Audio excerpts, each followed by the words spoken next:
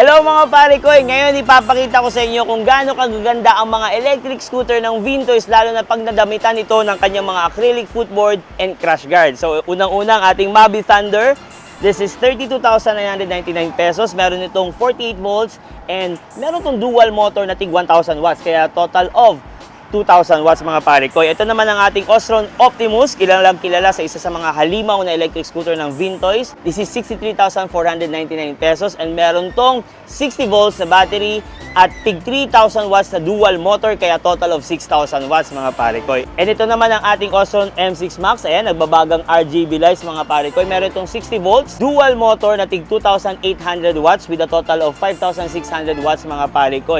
And this is 51,999 pesos mga pare ko. So, sa prices naman ng ating acrylic footboard is nagdedepende sa size and ang crash guard din. So, more or less, 2,000 to 2,500 ang kanyang mga acrylic and 2,000 to 2,500 din ang mga crash guard. So kung mapapaset up kayo ng ganito, nasa mga 5,000 more or less lang mga pare ko. So, kung gusto niyo ng ganito, order na sa Vintoys dahil malapit na magpasko at kailangan mo ng ganito.